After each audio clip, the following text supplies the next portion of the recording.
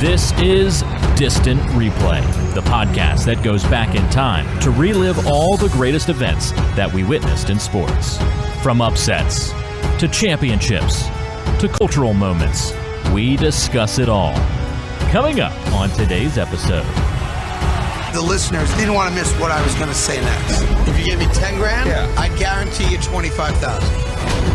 I won $80,000. As it's turned out, that was the worst thing that's ever happened.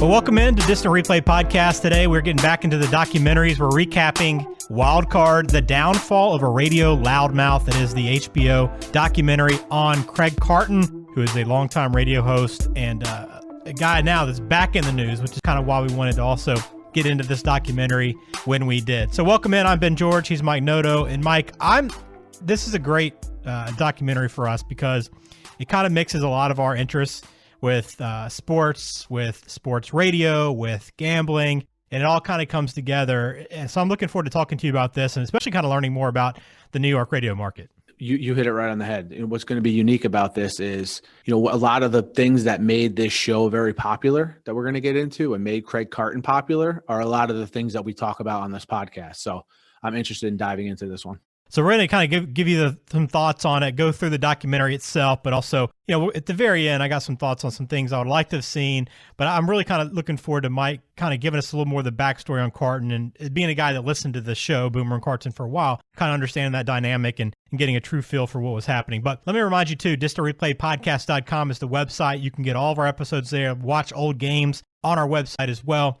You can find us on Twitter, Instagram, YouTube. Every show's archived on YouTube as well. So check us out there. We would appreciate it. Hit subscribe. We thank you for that. So let's get into this documentary, Mike, and start with just some background on Carton, because obviously it kind of introduces Carton as, the guy in prison, right? They kind of set the stage there. But then from that point, they go back through his life, and there's a couple of those, interesting nuggets from the upbringing. Born in New Rochelle. So that's kind of in your neck of the woods, right? I mean, a little bit, you kind of understand that area, who that person probably is. Yeah, for sure. So New Rochelle is basically, I live in Connecticut. New Rochelle is in Westchester County, New York, which is basically, if you're going to go from New York to Connecticut, you're probably going to go through Westchester County. So that's where New Rochelle is. New Rochelle, the home of Iona College. If you know what you've probably heard of Iona College before. Not far from New York City. Typically, people who live there are New York sports fans. Okay.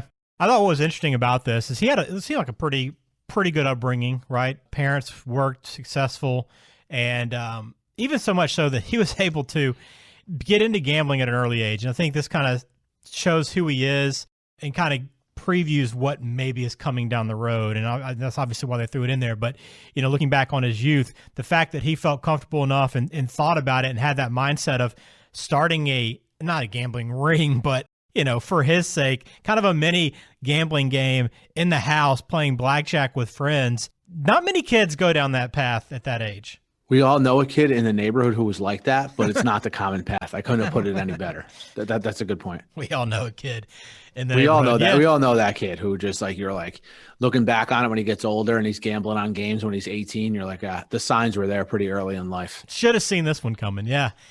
And so from there, he goes off to Syracuse, and no big surprise. Anybody that's into sports broadcasting, Syracuse is always going to be a school that's at the top. And it looked like he might have wanted to do TV for a little bit, but kind of found his calling in radio and kind of got his start there. And you kind of see that these guys got talent at an early age. Yeah, so it's interesting. A lot of the parts of his early life weaved their way into his radio show every day. So Syracuse, he always talked about Syracuse. He always talked about gambling, and he talked a lot about his upbringing. I think he had sort of a complicated relationship with his parents. I don't think a bad relationship, but just a complicated one that he used to use for fodder on the radio show. So it's interesting to see that translate here to the documentary. It did. So after finding radio there, he was able to kind of know that's the path I want to go. So he gets some pretty good jobs out of college, Mike. I didn't know his career path, but seeing the cities that he worked in and how quickly, not just the cities he worked in, but how quickly he moved from city to city. He was in some pretty good markets at a young age, but continued to climb. I mean, year by year. In radio, it's easy to kind of get into not a rut, but kind of get comfortable in a market and kind of work your way and have to prove yourself over time, unless you are really good and you're very noticeable. And it seems that was the case for him. Yeah, that's an interesting perspective you bring, because I think you know more people that have followed this career path than me. It's interesting to hear that, because, you know, all the people I end up listening to in New York are people who sort of work their way up to be in New York, you know? Like, I don't have the perspective of the guy who wants to be on in Birmingham and is on there for 20 years, you know? But at this point, you know, when he's making his career moves from, you know, let's say the early to the late 90s, sports radio is really not in its infancy, but pretty close. It's just really coming on the national scene. So what sells in sports talk radio still, but especially back then, are people that get ratings and get headlines. Okay. And he did that in Buffalo, his first stop, Cleveland, his second stop, Philly, his third stop, and then Denver. All these markets that he's not from, you know, he's delivering ratings and headlines. Yeah. I mean, listen to the cities that you just rattled off there. I mean, those are all cities that people typically aim to get to. Now, I know Carton's obviously from New York, and his dreams obviously to work in New York, so I can understand why he continued to push forward. But to be in Cleveland and Philly in your 20s, that's a huge deal. And you can kind of see the trajectory of his career. But his ultimate goal is to get to New York City, which he did finally in 1999. So tell me about the radio station he landed on in 99, because he's not at FAN yet, WFAN. Yeah, it's not a from what I know of, it's not a sports talk specific station. He did host a more sports slanted show with Sid Rosenberg. The guy Sid Rosenberg that he hosted that show with would also become a WFAN host later in his career. So Sid Rosenberg is a guy that people will know from WFAN also. Sid Rosenberg also worked on the Don Imus show, which we'll get to a little bit later. It's a known station, but not like top flight when it comes to sports talk radio. So he got his opportunity there, but it quickly kind of fizzled out. They didn't keep him on, and within a couple of years, again on the move again, he goes across the Hudson into New Jersey and lands at New Jersey 101.5, which is, I didn't know about the station at all, Mike, until about 8 or 10 years ago when I started working with Town Square Media. It is a Town Square Media station. I don't know if it was back then at that point, but now I understand kind of how big that and powerful that station was after kind of understanding who comes through there, what happens at that station, the news that station produces and breaks. So I kind of got to feel like, hey, okay, this is a pretty big step. I had no idea he was there, but from what you told me, this is like kind of his jump off point. It is. This is where he became known. So going back to WNEW, like what they were known for is, have you ever heard of Opie and Anthony? Yeah. Like that's what Opie and Anthony was on. Okay. Gotcha. So that, to give you an idea, it's more like regular talk radio as opposed to sports specific. So he goes from there to another network like that, just in New Jersey. So maybe considered a little bit of a step down from WNEW, but he really, really finds his niche there and becomes very, very successful. And it's sort of, I look at this as like, it puts him on the radar for bigger jobs. So it puts him back on the radar for jobs in New York City, which is when you're a sports talk show host in New Jersey, that's probably your goal, is to eventually move to the big city, for lack of a better way to put it. And that's what he did. He put himself in, and he started talking more politics during this time, from what I remember, and always keeping that sort of sports slant that he always had. Because remember, he's not on a sports specific station. He's on it's just a regular talk show. And what was his nickname at this time? The Jersey Guys. The Jersey Guys. And he's not from Jersey, but whatever. Well, the show was there, so it made sense. So the big turning point in his career, Don Imus. And I think anybody that hears that name is probably at least recognizes it. But Don Imus, obviously a legend in radio for the longest time, but many people now, especially around that time, know of him because of the comments he made. Like if you're outside of that New York market, you might not be as familiar with Don Imus, but you became familiar with him in 2007 when he made the comments about Rutgers that blew up, when he made the offhanded, the awful remarks about the Rutgers basketball team, which ended up getting him fired. And that opened the door at WFAN. But how big? This is a huge deal. I mean, I don't think anybody gets it outside of New York, probably, unless you're in the radio business. Because I mean, even for me, even when we were living in Connecticut at this time, Mike, I was, obviously you're still there, but like it was a bigger story up there. But even up there, I don't think it was as known of how important that job was and how big he was for FAN, Imus. Yeah, so when FAN started in the late 80s, Imus was their headliner. He was their guy, and he really was their guy until he got fired 20 years later. I mean, Mike and the Mad Dog, who people probably know, definitely made inroads on that, but Imus was like a hallmark of that station for 20 years. And that comment that he made about the Rutgers women's basketball team, I mean, Carton put it perfectly. It changed his life. That comment by Don Imus would change Craig Carton's life. And there was a lot of uncertainty at WFAN when they were going through that transition, because I think Imus said what he said like around the NCAA tournament time, so in March, and his seat wouldn't be filled, as we're going to get to in a second, until like September. Yeah, so there was a lot of uncertainty there on who was going to fill those shoes and deliver the ratings like we talked about before and deliver the headlines, not the Rutgers women's basketball type headlines, but, you know, headlines that drive ratings. Yeah, so they kind of got into this a little bit during the documentary in the process of how they got to Carton, because was it Chernoff who was the guy that was making the decisions there? So the Chernoff is a lot. I think his son is the Chernoff that's the baseball executive. Okay. So I can't, but he's been the station manager at WFAN since I've been listening to it. So he's weaved into a lot of the content on the station. They make fun of him, but you know, like you do with every program director. Yeah, that's pretty. It's pretty funny. You know, if you know New York radio, you know what I'm talking about. But yeah, he's the station manager. So he was trying to figure out how to fill that seat, as you mentioned, a big seat. So what do you remember about that? Because they talked about a few of the names that they tried to get into that spot. And they kind of quickly hit on like 4 or 5 people that they went through. Some big names, obviously trying to try some things out, but ultimately could never find that right fit. Yeah, I think it's hard to find a fit in New York during that time. Because I think they try to fill it with people who were not from New York. Yeah, I think in some cases, yeah. Yeah. So that's a very tough sell in New York. So I think they locked into Boomer Esiason pretty early, that they wanted him involved somehow. And it was just about finding him a good partner.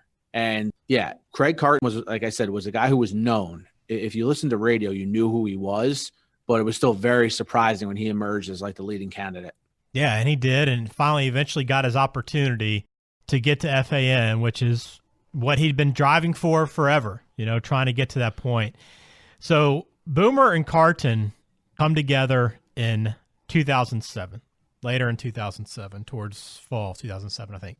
This show, Mike, and I've got a different perspective of this show than you do because I'm familiar with it, but I only became aware of it through CBS Sports Network because they also had the TV simulcast like many of the big radio shows around, you know, that time, 2007, mid-2000s was the time when kind of, hey, let's put our radio shows on TV. That became a popular way to program a television station. And Carton, Boomer and Carton added to CBS. And so I caught him every now and then on TV in the morning when I was doing something, flipping around, looking for something to watch. But I don't know that I ever heard them on the radio because I just wasn't in New York. So give me a little perspective on just how big this show was and how popular it became. I mean, it sounds like from this documentary from the jump.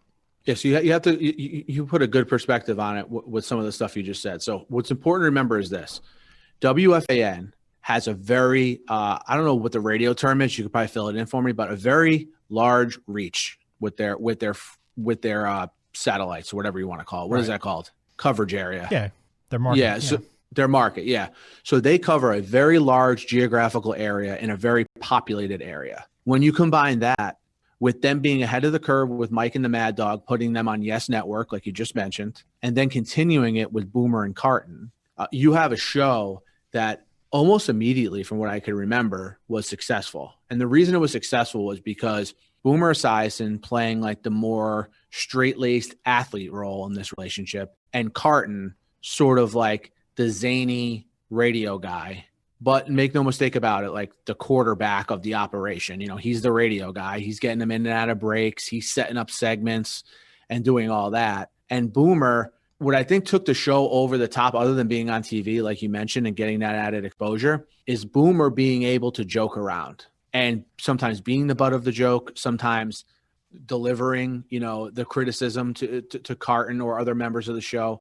That to me took the show to another level. He was willing to sort of open his mind to that, and they just developed a great chemistry. Like any successful team, especially in radio, That's what it became about. And it was just, while it lasted, it was great. Yeah, I think that's always the key to radio is being authentic. And it seemed like those two guys had a very authentic relationship, very open, and a great dynamic, obviously, with Carton, kind of a loudmouth, brash, say kind of whatever was on his mind, the fart jokes, all that stuff. And, it became very successful. But up until this point in the documentary, outside of the very beginning of his life, we hadn't really talked much about gambling, but this is kind of where we start kind of pulling back the curtain on what was going on behind the scenes at FAN with Carton. And, he talked about it like gambling was always a part of his life, right? But around 2013-14, after he was taking a lot of trips to the casino to play blackjack and became pretty good at it, they didn't really get into his strategy, if he was if he was counting cards, what his strategy was behind it. But it seemed like that might have been what it was, because he was so successful and could win a lot of money really quickly. But about 2013, he decided, hey, I want to make this a serious part of my income, right? So I'm going to really take it seriously, get in there, play for big money, try to make a lot of money, and really focus on it. Which brings us to 2014. He's getting really good, okay? And 2014 is what they call the Boomer bet. Now, this isn't that long ago, Mike, and I'm shocked that I'd not heard of this, even if you don't listen to the show. This seems like the kind of thing that would have been all over blogs, right? All over social media. And I don't remember hearing anything about this Boomer bet in 2014. So it was a big deal because, like they talked about in the episode, there was like a lead up to it. It wasn't like, hey, Craig's going to do the Boomer bet, which we'll explain here in a second. And they announced it on a Wednesday and they were there on Friday. There was a lead up to it in terms of time. And this begins like a sort of an odyssey, if you will, for Craig Carton, where he's not content with just having the number one radio show in the market in New York in the morning. He needs more. It's not good enough to be, nationally simulcast on CBS Sports Network. He needs more. He's always trying to find these side businesses and side hustles to do on top of it. And that leads him to Blackjack, and it leads to this bet. So this bet, Paul, I guess we're talking about gambling quite a bit on the show, but it gets to the point where they did mostly sports though. Yeah. Okay. So it gets to the point where Carton and kind of, it looks like it's probably kind of part of this. Hey, we're Borgata. Let's ham it up for sponsors and really kind of, it's kind of an interesting kind of branding, cross promotional thing for the casino. But hey, I'm going to put some money down. I can take $10,000 and turn it into $25,000 for you, Boomer. Right? That's essentially it, right? How did this thing even come up? Like, was he just talking about Blackjack so much being in the casino and how good he was that Boomer kind of called him out on it? Pretty much, yeah. I forget exactly how it came up. But again, at this point, Craig starts to legitimately think that he can beat the casino and that he was the best at blackjack. I mean, again, just like the little kid who sets up gambling operations when he's 12, we all know the guy in his 20s, 30s, or in this case, I think Carton was in his 40s, who thinks like they figured out how to beat the casino. And that's the kind of mentality he had, and what led to him basically telling Boomer he could turn his Boomer's 10,000 into 25,000. And then they were going to do a show from the Borgata. So they were promoting the show, and I think Craig said in the doc that there's usually 100 people at a remote. Cause remember, they're on the air at 6 a.m. in the morning. Right. And that morning at the Borgata, there was 1,000 people there. That's crazy. Which, hey, the Borgata loved and sponsors love. That's what he was able to do. And also, Mike, that's every gambler's dream. Hey, I can take 10,000, turn it into 20 tonight. That's like everybody's that's why they do it. That's what they're chasing, right? That glory. And he did it. He did it and brought back the money to Boomer, handed him the cash the next day. And now all of a sudden he's just this gambling hero and a guy that is, as you said, can beat the casino. And it changed his life because everybody started reaching out to him. People they were like, hey, I want this guy to take my money and bring and multiply it by 2 or 3 in a short time. I mean, who wouldn't want that, right? It's free money essentially. So he starts getting all these offers from everybody. And this is where I kind of wish we would have heard more of these offers and more of kind of these stories of people calling him and reaching out and the conversations they had. But he eventually did take on a couple investors. Well, I guess what he called investors. They would give him the money essentially. And they would have like these midnight meetings and like dark alley meetings where they drop off a bag of cash. I mean, he was picking up a bag of like $1 million in cash, Mike. I mean, this is a pretty weird place to be in. And like at some point, and I guess when you're in that zone and they talk about like a gambler never feels uncomfortable when they're making these big bets, it's just another number to them. But from the outside looking at that and listening to that story, that's incredible. Yeah, the only way any of this makes sense is when you have a gambling problem. Right. And you've talked yourself into the fact that it's okay because I'm going to win. I mean, look, this guy has the #1 radio show in his market, right? He's making $2 million a year from what he said. He's at the pinnacle of his career. That Boomer bet's probably the worst thing that ever happened to him. Yeah. And he's gambling insane sums of money. He's driving and taking helicopters back and forth from Atlantic City. He's doing all of this secretly. He's like leaving his house in the middle of the night. It's crazy. It's just this dry, I go back and forth between, is it the fact that he always wanted to sort of, be ahead of the curve and develop these side ventures and wanted something more than radio, or was he just a gambling addict? I go between those two. I think it's kind of a mixture of both, but probably more on the side of him just being a straight up addict. Yeah, that's a good point. And I think you can make the argument either way. I mean, obviously you have to have a gambling problem to get to this point, but I do think he was kind of chasing something bigger, and it was more or less that chase maybe that was more important to him than actually winning and losing the money. But that kind of got him to the point now where, like you said, he's routinely, and like the investors would say, okay, here's $1 million. I just want back 20% or whatever it was. And anything else you make, it's yours to keep. So he would take this money and he saw it as an opportunity. Hey, they invest $1 million.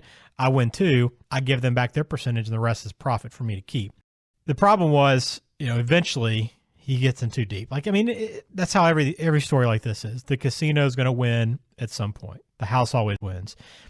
So it gets to the ticket business that he started, 2016, Tier 1 tickets. And this is the only thing I kind of remember, Mike, from the Carton story. And before I watched the documentary, I didn't really know all the gambling background.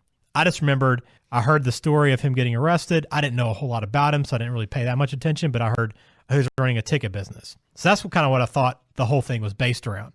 It goes a lot deeper, but the ticket business was created. It's kind of a way to generate that money. Now, it's also a side game. We're going to buy tickets, flip them, make money. But it was also a way for him to generate more money into his pocket where he could go in turn, take it to the casino. And what he thought was, hey, they're investing the money in me, essentially. As long as they get their money back, it doesn't matter how I earn it. But that's not the way the FBI looked at it. Yeah, so basically the Tier 1 tickets is a reselling operation. We're going to buy concert tickets that are in high demand, and we're going to resell them on the secondary market. He becomes business partners with this guy Joseph Melly, who, not to judge a book by its cover, but you just look at this guy and he's one of those guys that just looks shady. Remember the guy from The Scheme? The guy, what was that guy's name? I can't remember his name right now, but we did a documentary review on The Scheme. It was the college basketball HBO scandal documentary, and it was Marty something. And he had the same look as this Joseph Melly, where it's just like, look at this guy. Right? Blazer. But yeah, look, Marty Blazer. He hooks Carton in. Carton thinks he's like this genius.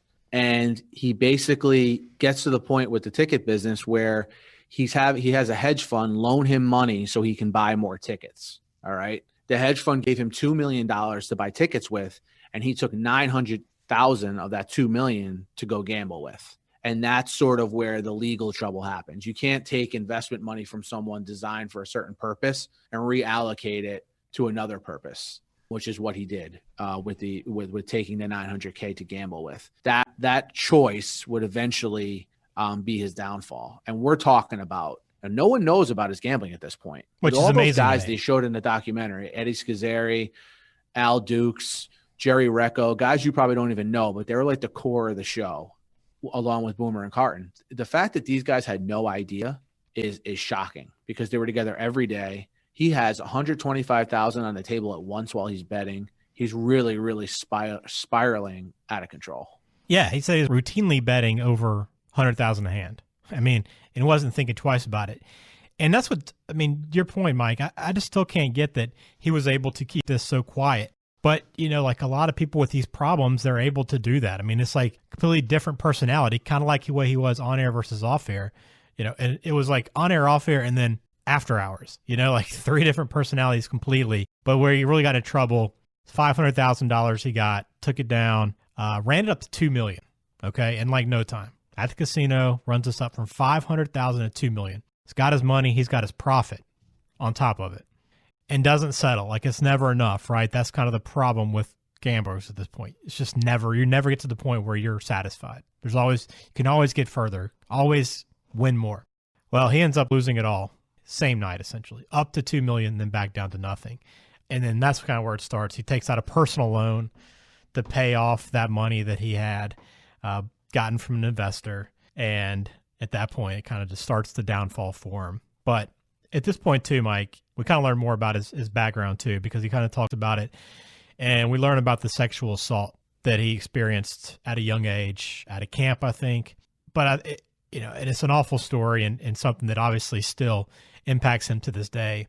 But I think that's kind of where he learned early on how to compartmentalize things. As he said, he never told anybody, kind of put it away.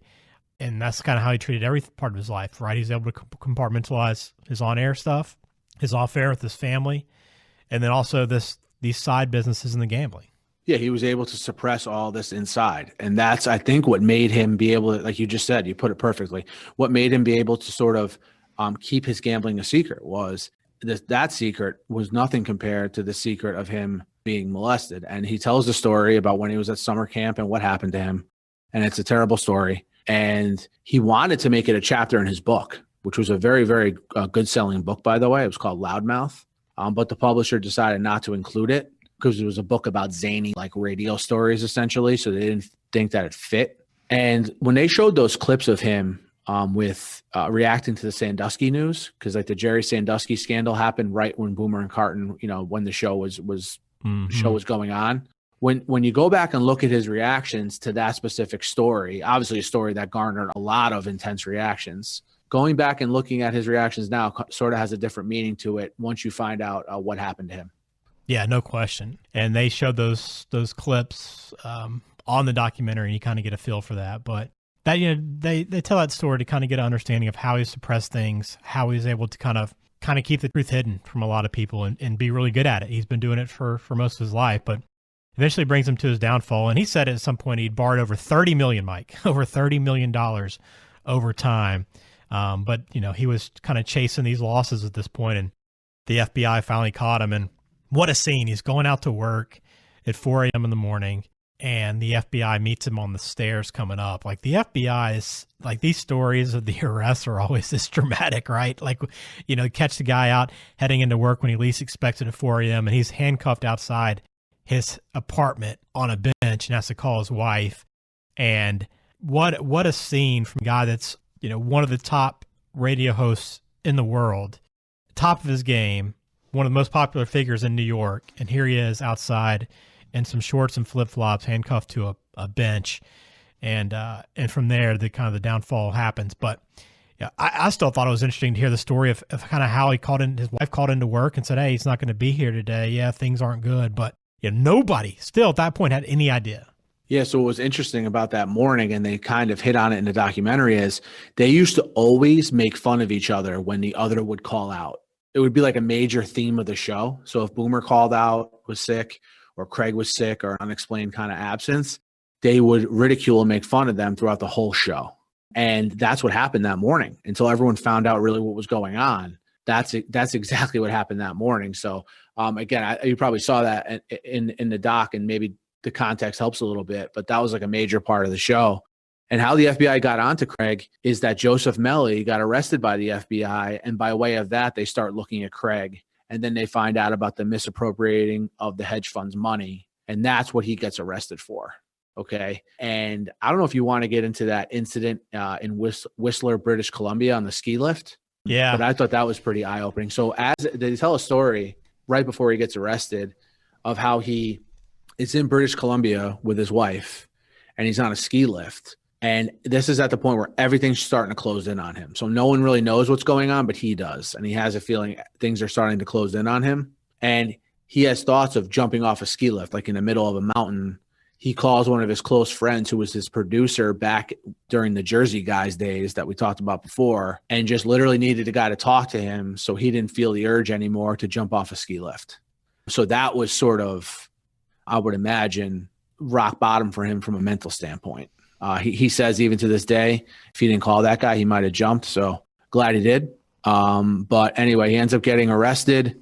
And again, 4 a.m., he's got to call his wife on the phone to tell him that he's downstairs with the FBI and he got arrested. I can't imagine that. Yeah, and that was a pretty dark time. Obviously, I'm glad you mentioned that because he seemed convinced that he was going to jump.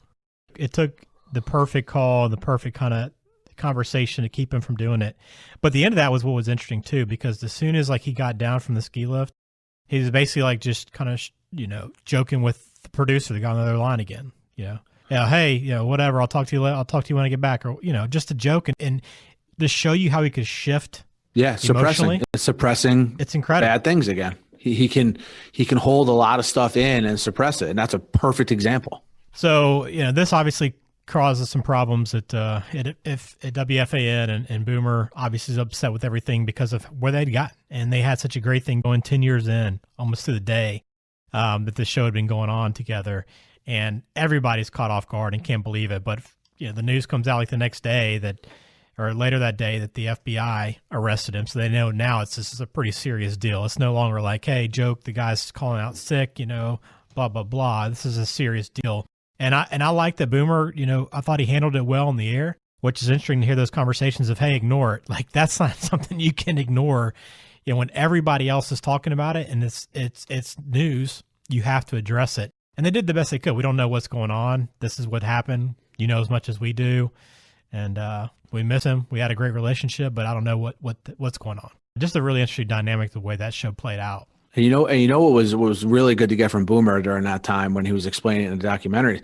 And you could tell when he was on the radio. One thing about Boomer is he's very authentic. So if he's upset about something, you're going to know by the way he's talking. He's going to be professional, but you're going to be able to tell he's not happy. And I think what got to Boomer the most, sort of reading between the lines, is, Boomer is an athlete, right? And you're on a team when you're an athlete. And what Craig, through his decisions, made his team deal with, his radio people, as a result of his actions, is something Boomer was upset with. And I think he had a right to be upset. It put not necessarily Boomer at risk, because Boomer has a million jobs, very established, would have figured something else out. But you have people that work on this show that it's their livelihood. And by Craig doing what he did, it sort of put all of that at risk. And I think he kind of realized that, came to terms with that in prison, went to prison. Was he sentenced 3 years, I think, Mike? Is that right? 3.5 years, yep. 3.5. But he was in for what? A year plus? Yeah, he got out in the summer of 2020. So he did, obviously, at all accounts, was a great kind of a model prisoner, kept a diary, kept notes of kind of how he felt about things, and seemed very remorseful. And you kind of listen to the story as he gets out and kind of mend the relationship with Boomer. One of his first calls he made was to Boomer, and he kind of gets it. He kind of gets why Boomer was upset with him, why that relationship wasn't there for a while. But now, he's trying to mend it, and it seems like things are in a better place for him. And now, when this came out, Mike, I was like, what is he up to? And I check and see, right after that, I see this, the story about he's got another opportunity at WFAN. So maybe there's a positive ending to all this after all. Yeah, so basically since he got out of prison, which is, again, the summer of 2020, so a couple months ago, there's essentially been a bidding war for his services as a radio host. And I know WIP in Philadelphia was in the mix, and WFAN also. And he's going to start November 9th, so this upcoming Monday, on the afternoon drive show on WFAN with Evan Roberts. So again, a very marquee, that's the old Mike and the Mad Dog spot, so a very marquee radio spot in New York at his old station. There's another host hosting with Boomer now in the morning. Boomer's still on in the morning with a guy named Greg Giannotti, who's actually filled in very well for Boomer. A little bit of a different style, but he's really good too. So now WFAN is going to be on good footing again. Solid morning show, solid afternoon show. And they've taken a little bit of a hit in the ratings with a lot of the uncertainty regarding the morning show at first, and then when Francesa was retiring and not retiring and whatever he was doing. So that station's thought to be getting back on track here starting this upcoming Monday. And as a fan of the radio of the radio station, I'm kind of looking forward to it. Yeah, I think there's been some controversy from people in the industry, like, hey, why is this guy getting another chance? You know, he had his chance and blew it. But I don't know, Mike. I kind of feel for Carton, and maybe I'm soft, Mike, because a couple of these documentaries we've done, I've become like, I feel for the person that was the person arrested. Like, you would think like the guy that caused all the issues you would kind of have a problem with, but that hasn't been the case. It just seems like this is a guy that very hungry, passionate, thoughtful, caring. I mean, you saw a lot of the stuff he did away from work with charities and stuff. It seemed like all that stuff was authentic. Like, he was a good person who, you know, was just a little in over his head. And I don't think anybody was hurt from this, that maybe people close to him, obviously, but with the whole money, the fraud that was happening, I don't know that anybody was truly hurt. I mean, people lost a little bit of money, sure, but they had the money to invest anyway. So an investment, you always assume the risk with that. So I don't really have too much sympathy for those people, but I just think like this guy has dealt with a lot of things and he made some mistakes, but at his core, I think he's a good person. And I also think that he was pretty lucky, it seems to me, that the FBI got to him when they did. It seems like, and I know they had a lot on him, so they were able to kind of close in quickly, but it seems like this could have gotten a whole lot worse had the FBI not stepped in when they did. I hadn't thought about that, and I agree with it. And some key points here. First of all, people who have a problem with him getting back on the air, you know what? Drive ratings and get headlines. That's what he said. And then you can have his job, right? So that's that. You mentioned his sort of history with charities. He has a great reputation with law enforcement, the military. I think he has like a mild case of Tourette's, which he's been a huge proponent for. So he's great in that respect. And look, the part about I think what makes his comeback a little bit easier is, in the end, he misappropriated $900,000 that he was given from a hedge fund, right? So the quote unquote victim, sure, they lost the money. I'm not downplaying that. He did something wrong, but he didn't do anything. He didn't physically hurt someone else like some of the other documentaries that we've went into. And he does have to pay restitution back of $5 million, I think. So He's not out of the woods by any means. But I think it's a little bit easier to say, hey, give him a second chance, given what he was arrested and put in jail for. Yeah, and I just thought that, you know, it seemed like when the FBI closed in, it was early in that process with the ticket scheme. And I don't want to call it a scheme. I mean, it was a legitimate business. There's plenty of ticket flipping businesses out there. But he could have taken on a whole lot more money and lost a whole lot more money before he got arrested, and it could have been even worse. He may be even to the point where, you know, if he was having thoughts of harming himself, you know, he might have actually followed through with it had it gotten worse. So I'm glad that things worked out the way they did. The other thought on the documentary, Mike, is I wish we would have heard from his wife, and probably I can understand why she doesn't want to get into it. But to hear, I love to hear the perspective of the family, like what they saw, what they knew, how they handled all this stuff when he was dipping out at midnight and you know, working the odd schedule that he was working, because it seemed like he had a really great relationship with his family. Yeah, he has 4 kids, by the way. Again, that's something I'm just familiar with because I listened to his show. They didn't mention that. I listened to his show and he talks about them a lot. He mentioned his wife a lot. His wife was like never on the show or anything. But again, this is one of those situations, and we see this a lot, more than I would think in a lot of these recaps that we do, where the family stuck by him. You know, by all accounts, his family has stuck by him and welcomed him when he got out of jail, and they're moving forward. And like you said, it's kind of like it reminded me for different reasons of that Jordan documentary, The Last Dance. Yeah, where it was all about Jordan, but we never heard from his family at all. Right. So yeah, that's a good point. And I would love to hear more of the gambling stories, because I can't imagine, Mike. I mean, you know, we touched the tip of the iceberg, like taking helicopters from Manhattan to Atlantic City in the middle of the night and back. Like, I would love to hear more of the stories of what actually happened with that gambling in the casino, the ups and downs, the swings, the sweats. And, you know, maybe it was just a business and he didn't get too emotional about it either way. But I think some of the most interesting aspects of these stories are hearing the bets, hearing the gambling, hearing that risk that's put on the line. And we got a little bit of that, but I would have loved to have gotten a little deeper into that. Yeah, unless he writes a book down the line, I don't think we're going to hear any of those stories, because he's already come out and said that, like on his radio show, he's not going to do anything with gambling. So I don't know that we're going to get those stories. He may mention them in passing on the air in a funny way when like maybe a caller makes fun of him or something. But yeah, I agree. Those stories would be unreal to hear. Like to hear like what he was doing to like that night, like if he was leaving at midnight, like what did the rest of his night look like? Did he get home, tuck the kids in at like 7 or 8, have dinner, maybe get in bed with his wife for a little bit and then just kind of get up in the middle of the night like he was going to work? Like I would have loved to have heard how that worked. How about him picking up a sack of $1 million on a street in New York in the middle of the night? I want to hear that story too. Yeah. Where does he put that money? Like, what does he do with that? Like, it's all. Yeah. What does he do? Just go from there right onto the helicopter? It's fascinating to me. That's a little bit more of what I wanted to hear. But overall, I think a very good documentary, and I learned a lot. I learned a lot about him, his story, and much more about this case. Because again, to me, I just thought it was a Ponzi scheme. He just a dirty, shady guy that wanted to take people's money.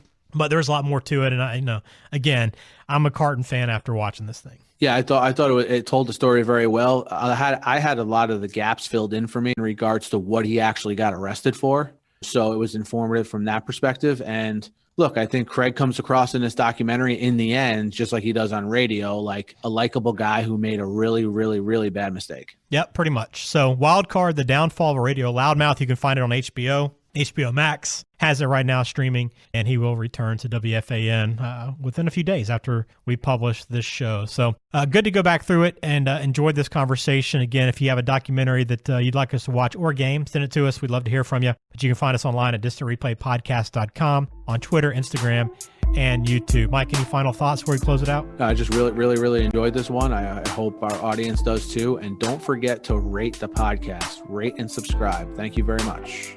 Indeed. Hit subscribe. We're on every major podcasting app. You can find us anywhere that you prefer to listen. And we'll have another episode coming up every single week. So stay tuned. Mike, enjoyed it. Same here. Until next time.